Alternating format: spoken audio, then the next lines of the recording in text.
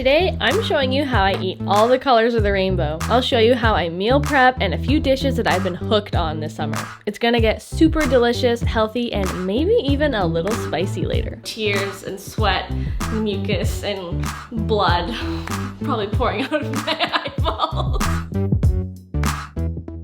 Alright, so it is time for me to make my go-to green smoothie that Brad and I have almost every morning. So I would love to know, like, what is your style of smoothie? Do you have any like weird or unique ingredients that you use, like charcoal? Do you like sweet smoothies? Do you like mostly green? Like, I'm always looking for ways to kind of jazz up how I make my smoothie. So let me know in a comment below. I am really interested. Okay, so we've got some spinach. I've got broccoli. I always add some sort of citrus. Usually it's lime, so I'm gonna add 2 of them here. I always add at least 1 banana, sometimes 2. Sometimes I add carrot. I always add flaxseed because I really always want to have a little extra healthy fat and omegas and amino acids. For healthy fats, I add some avocado. I've always got to have some protein powder in my smoothie, so I've been recently enjoying some vegan protein powder from Good Protein, and it is really good. I also have a little promo code right here for you. If you're interested, you can save a few bucks on your first purchase of Good Protein. And I also always use soy milk in my smoothies because I like how they add a little extra protein and makes it kind of creamy. And then I always add frozen fruit.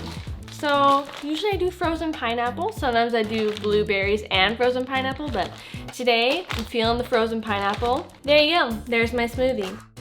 So I was really craving oatmeal raisin cookies, so I thought I would recipe test a batch and see how they turned out. And this is kind of how I made them. I just added some flax egg, maple syrup, vanilla, monk fruit, sweetener, some sunflower seed butter, and mixed that all together until it was this delicious, creamy, wet mix.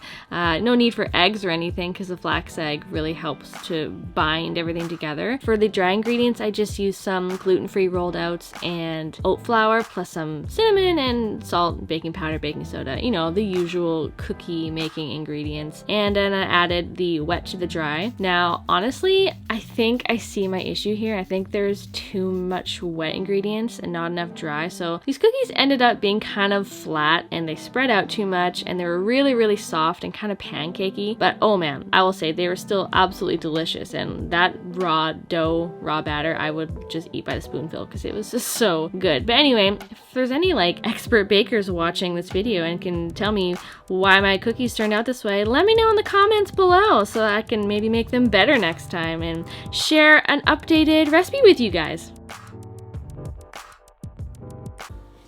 So as I mentioned earlier in the video, I wanted to do some meal prepping for the week. I just find it helps my cooking go a lot faster and I don't have to spend so much time in the kitchen. So here I'm just rinsing some brown rice. This helps to get rid of some of the extra starches so that they don't end up being all gummy after they're cooked. And I'm cooking them in my Instant Pot with a little bit of Better Than Bouillon. This stuff is so nice, it's magical, and it's like instant veggie broth. It's so good. So while that's cooking, I was also steaming up some cauliflower. Now, I'll be honest, I didn't really have like a solid plan of like what I want to do with all the food that I'm meal prepping, but I just know that if I have food ready to go in my fridge, I will eat it. If it's prepped and I see it right there in front of me, I will get creative and I will figure out some form of an easy meal to throw together. So here I'm just shredding up some cabbage.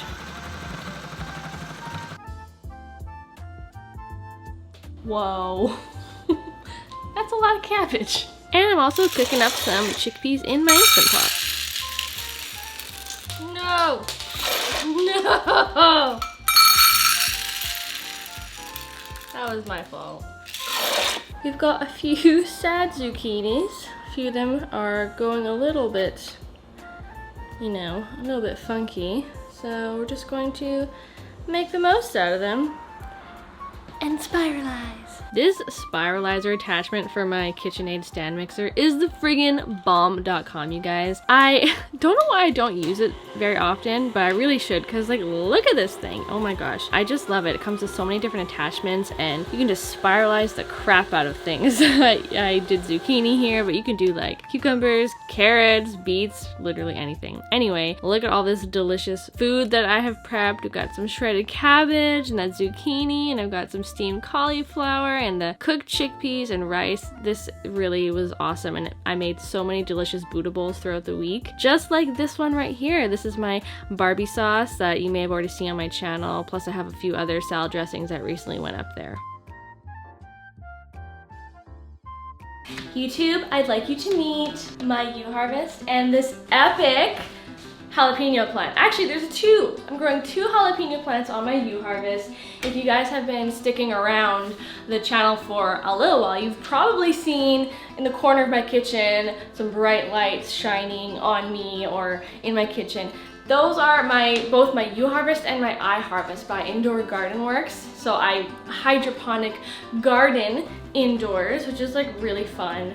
I have got a couple different reviews on my channel that you can check out if you're interested in learning more about the U-Harvest or the iHarvest, but I love them so much. I think I got 1, 2, 3, 4, 5, 6, 7, 8, 9, 10 pretty big jalapenos, and I have more growing, and they're probably gonna keep growing. There's like new things flowering all the time, and so I'm just like super excited that I'd share with you guys this little growing gardening update. Brad said that I should just do a jalapeno pepper challenge right here, right now, but it just seems like really dangerous. I don't think that would be a good idea. I think you would just see a lot of tears and sweat and mucus and blood probably pouring out of my eyeballs. Oh, shoot. Oh, that's a spicy one. No, it feels really hot. Bad idea, bad idea, bad idea. Not a good idea. Would not recommend. Kelly Clarkson. I'm gonna skip that. Sorry.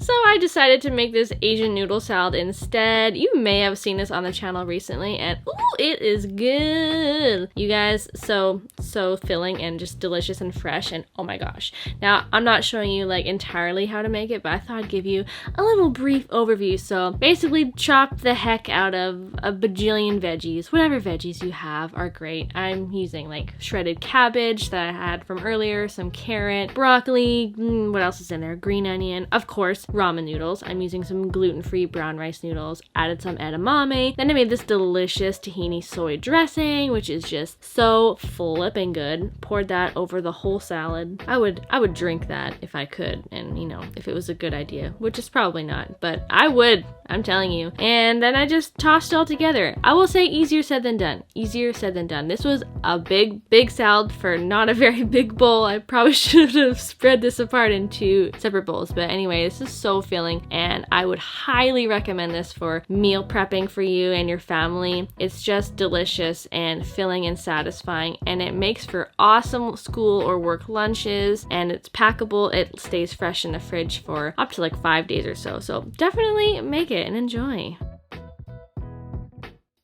Well, before I dig into this bowl of satisfying slurpy noodles and crunchy veggies and roasty cashews, I just want to thank you guys so much just for being here, just for watching this video and watching my other videos and liking my videos and commenting. It means more than you know. It's been quite a long journey to get to where I am right now, and while I'm not a very big channel by any means, I'm pretty proud of the fact that just over a year ago, I only had 100 subscribers, and now I have almost 2,700, so that's a pretty big win for Brad and I. And honestly, like, you guys are the reason why we do this. I just love being able to share my passion and my love for plant-based food, and how easy it is to make, and how delicious it is, and how satisfying it is. And I really mean it when I'm just so appreciative of all of you.